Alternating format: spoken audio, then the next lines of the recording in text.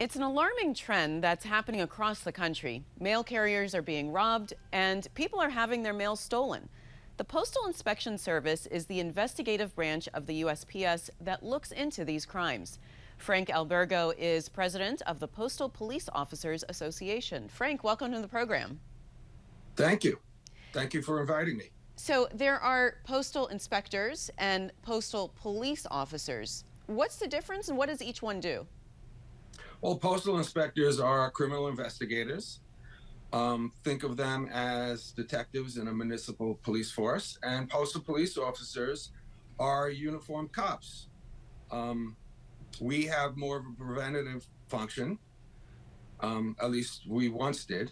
In the summer of 2020, the inspection service reinterpreted the law to restrict postal police officers to postal real property. So we're protecting buildings. We are no longer protecting mail, and we are no longer protecting postal workers.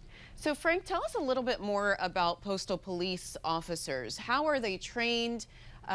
Do they have some of the same privileges as police officers to make arrests? You mentioned they can only work on postal property now. So postal police officers have the exact same defensive tactics, officer survival training as postal inspectors. We, at one point, we patrolled streets, we patrolled letter carrier routes, we patrolled areas where blue collection boxes were most vulnerable.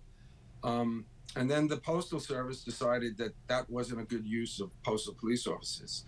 They did this when a mail theft epidemic was starting to emerge. And since they benched the postal police force, a absolute explosion in mail theft and attacks on carriers ensued. It doesn't make much sense. And then they have refused to put postal police officers back on the street. I mean, it was an obvious mistake. It was an all-time blunder, and they're sticking to it. It's really hard to believe. During a congressional hearing in September, you told lawmakers that the number of postal police officers has significantly shrunk over the last 2 decades. What do those numbers look like now? Right now, there are 348 active postal police officers, and there are about 70 supervisors, so sergeants, captains. At one point, we were at 2,700 officers. That was years ago. About a decade ago, we were about at 1,000. And now, basically, they're dismantling the postal police force. Now, they won't admit that, but our attrition rate far exceeds our hiring rate. So every year, the number of postal police officers are dwindling. It's happening during a mail theft epidemic, which is remarkable. You know, I want to ask you about what you mentioned before, which was that decision to no longer allow postal police to operate off of postal property. I wonder, what were they doing before that, and what were they able to do? Well, postal police officers patrolled areas where postal-related street crime was most prevalent.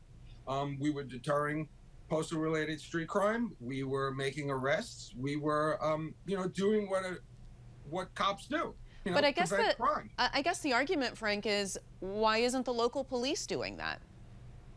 Well, local police, quite frankly, don't have the resources to devote entirely to mail theft. I mean, the Postal Service has a law enforcement agency. It's called the Inspection Service. Postal inspectors have other things to worry about besides mail theft. Postal police officers, on the other hand, can actually devote 100% of their resources to mail theft prevention and the protection of postal employees. But we're confined to postal real property. It doesn't make sense. I mean, what police force doesn't use all its resources during a crime wave? I mean, this is essentially what's happening with the Postal Service. I mean, the Postal Service is destroying its brand. I mean, every day a carrier is robbed, mail is being stolen, bank accounts are being drained, identities are being stolen, and the Postal Service basically refuses to respond with its postal police force. So what are you hearing from other postal workers, from carriers? Well, we've been, we're trying to work together with the other unions to put PPOs, postal police officers, back on the streets. They're frustrated. They don't understand, they're at risk. Postal workers deserve to feel safe at work. And they're at risk right now, and they don't understand why the Postal Service is not utilizing their postal police force. Well, there's a new Congress now this year, Frank. Does that change anything for you? Are you expecting anything different?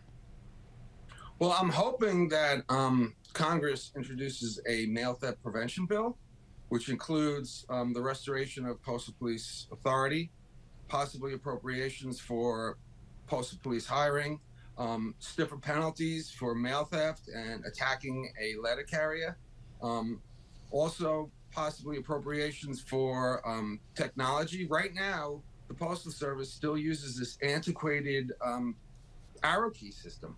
It's just a key. It can be easily stolen. It can be easily counterfeited. It gives access to all the blue collection boxes, all compartment panels, cluster boxes, relay boxes. All right, Frank, we'll have to leave it at that, but we'll watch what happens. Thank you so much. Thank you so much for having me. Thank you. Thanks for watching. If you enjoyed the video, give it a thumbs up and subscribe to our channel so you don't miss out on any future Government Matters interviews.